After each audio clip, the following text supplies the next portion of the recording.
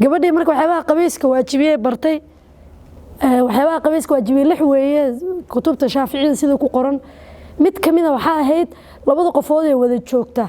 haday maaragtay kulan sameeyaan inuu qabayska waajibiyo gabadhii waa baxday ninkeedii u tagtay kaastir macallimadeedii maanta saas way u soo tirmay ma taqaanto ninkii uu cararay nin sheekh kale u tagay markaas yiri sheekh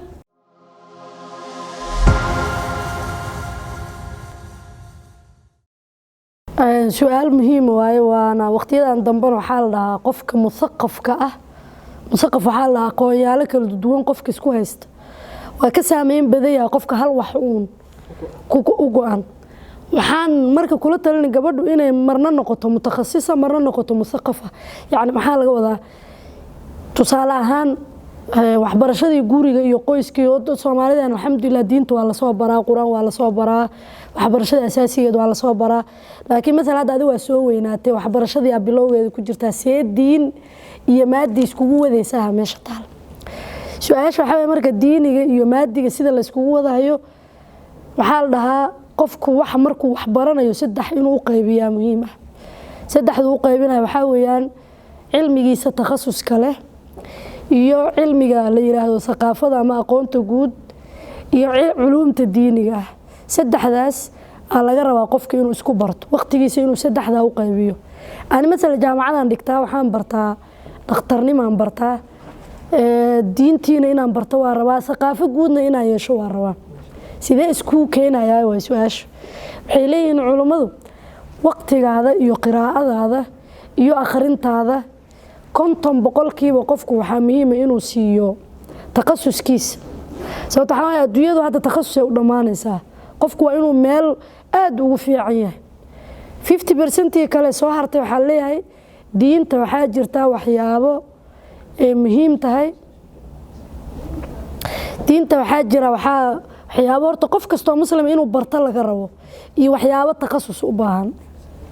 waxyaabaha qof kasto muslim inuu barto laga rabo waa ku waajib ilaa dhakhtar ah injineer ah waxa rabto waa laga rabaa waa wixii salaadaadii iyo dahaaradaadii iyo maaragtay la xiriira hadaa waxa aqoon waxa ku soo bixaysa injineer iyo dhakhtar jaahil ah oo ahkaamtii diintiisii ka eebra waxaan dhahnaa marka waqtigaada waxbarashadaada saddex u qaybi qayb waxa iska leh takhasuskaada ama diin ha ahaado ama takhasus kale ha ahaado 50% waxa muhiim inaad takhasuskaada ku bixiso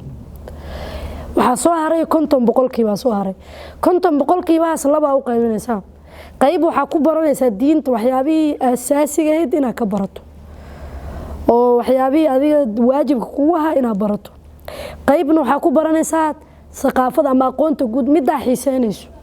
mesela anada dhakhtarnimo aan bartay waxa thaqaafada ama aqoonta guud tarbiyada iyo qoyska muslimka iyo tarbiyada iyo caruurta iyo cilmu nafsiga iyo waxyaabahaas xiiseeyaa thaqaafadeeda halkaas ay u badanaysaa ustaadka camala jooga suugaantii waxa xiiseynaysaa madad adabkii iyo adoo takhasuskaada haysid hadana suugaantii inay ku noqoto thaqaafadaadii qof kale joogo taariikhda iyo waxyaabaha xiiseeya qofkii markay inuu 20% waqtigiisa kamid camal ama akhriskiisa inuu ku bixiyo 30% waxyaabaha diinta asaasiga inuu ku bixiyo 50% inuu takhasuskiisa ku bixiyo markaan dhahayno diinta 30%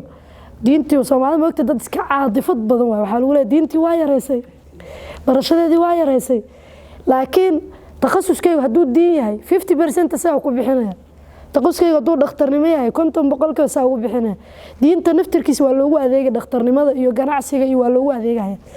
laakiin 30% waxa weeyaan waxyaabihii diinteeda aanan cidna ugu hoos fariisanaynin sheekha weydiinaysa mesela macallimada noo sheekaysay waaba laga yaabaa in dad badan ay ka jaahiladii waxay dhahday kitaab yar oo dahaarada waxyaabaha ka hadla Mareykanka joogtay hadda meelahan joogta Afrikada marka dibadahaas waxaan ku aqriyay way tiri kitaab yar oo dahaarada waxa ka hadla gabdhaha yimid marka waxyaabaha qabayska iyo waxyaabaha waajibiya u sharxay bay tiri waana sax qof walba inuu barto way sababtoo ah salaadaadii waa ku xiran hadaad aqoonin waxa qabaysku ugu waajibiyo dhibaato keenaysa gabadhii marka waxyaabaha qabayska waajibiyay bartay waxyaabaha qabayska waajibiyay lix weeye kutubta Shaafiicida sida ku qoran mid kamida waxa ahayd labada qofood ee wada joogta haday maaragtay kulan sameeyaan inuu qabayska waajibiyo gabadhii waa baxday ninkeedii u tagtay markaas tir macallimadeedii maanta saas bay u soo tiri ma taqaanto ninkii uu cararay nin shiiq kale u tagay markaas yiri shiiq islaam waxaa timid gabdhaha waxaan la aqoonin noogu dhigaysa haye ma hadday noo keentay maaragtay mujarrad liqaagaas iyo kulankaas qabays ku waajibaya waxa anaga ma naqaano ninka shiiqa wuxuu yiri reerkiina meeqa sana wada joogtaan markaas ay tiri markaas yiri 4 sano oo 4 sano waxa ma aqoonin may 4 sano salaadeedii aaway marka 4 sano salaadeedii iyo maaragtay dahaaradeedii aaway wixii waa ku jirtaa madhabka fiqigana waa ku jirtaa qoys kasto dhismay intuuna dhismin inuu barto waa laga rabaa waxyaabahaas ninkii shiiqa ahaa wuxuu yiri wiilkii shiiqii buu eedeeyay shiiq adiga maxaa noo bari weysay buu yiri hadda marka waxyaabo saas jiro laga yaabo qof aqoonyahan oo balaayo iska dhigay hadana inuu sa aqoonin oo salaadiisii iyo soonkii baa lagu weydiin waxyaabo iska yar timaha hadaan feeto soonka miiga jabaya iyo hadaa maaragtay dhagta goojo ku shubo soonka miiga jabay hadii aad soo baran lahayd waxyaabo soonka jabiya ma weydiin lahayn marka waxaan leeyahay gabadha rabtaa in diin iyo maadi ay iska dhisnaato waqtigeeda la inay diintana qayb ka siiso maadigana inay qayb ka siiso wax akhriskana aad ku dadaasho aad ugu dadaasho taas muhiim markii horta su'aal muhiim waayo waana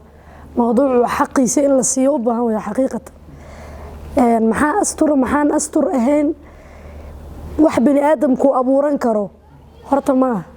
waana nagu abuuran tahay bini aadamku inuu raadiyo asturka horta nabi aadam iyo umuna xawaa markii ibliis uu inta dhaxda u galay wax u sheegeen jannada laga soo bixiyay awal cawradoodii waa u asturneed ilaahay baa u asturay markii dambe asturkii waa laga qaaday markii laga qaaday wadafiqa yakhsifaan calayhima min waraqil janna way marka jannada calaamadeeda bay isku dayeen inay isku daboolaan oo astur ka raadiyaan marka waa horta asturka bini aadamka inuu raadiyo oo fidrada iyo abuurkeena waxay tahay bini aadamku inuu is asturo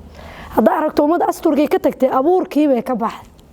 adduunyada waadan dambe waxa jira abuurkii bini aad iska dhaaf islaamnimo xataa abuurkii bini aadanimo shaki la gelinaya oo mesela qof rag ah waxa leeyahay wax isku bedelay naag wax isku bedeshay macnaheedu waxa fidradii bini aadanimo xataa la dagaalsan oo adduunyadaas kalma wax ka socdo waayaabisa asturka marka horta waa wax fidra ahaan iyo bini aadam ahaan bini aadamka saxda waxa lagu yaqaan waa is astura bini aadam dharka dhigana hadaa aragto bini aadanimadiisa war ku jirta horta taa waa mid nagu abuuran waa mid labaad islaamkeena Hilaac UK waxaad ka helaysaa cunooyin dhadhan macaan waana goob ku wanaagsan nasashada wada sheekaysiga iyo munaasabadaha kala duwan haddaba hore u soo gaar Hilaac UK